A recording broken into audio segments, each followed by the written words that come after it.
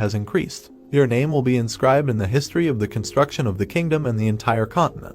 Bonus RP plus 600, amount of RP 2275. The young man opened his mouth in surprise and thought that he had become lucky. This meant that he could expand his activities. The brown-haired man smiled and thought that fame meant money, and money meant a comfortable old age. A golden future was already waiting for him. Xavier looked at his interlocutor and muttered that he first got angry, then laughed. He had definitely gone crazy. Translation: a complete schizoid. The hero was angry at this stupid app with a translator. The journey to Cremo was not easy. Winter was felt more and more clearly as they approached their destination. Along the way, the young man learned to ride a horse under the guidance of a swordsman. They arrived in Cremo only in the middle of winter. The count smiled and thanked them for coming so far. Lloyd and his knight bowed, and the young man introduced himself as the eldest son of Frontera. The man laughed and noted that he had imagined him differently. He had heard rumors about the talented builder, and he imagined some kind of formidable appearance, but the guest exuded nobility. The brown-haired man raised his head in surprise. The count walked around him, turning to Xavier, praising his blue blood and offering his daughter as a bride.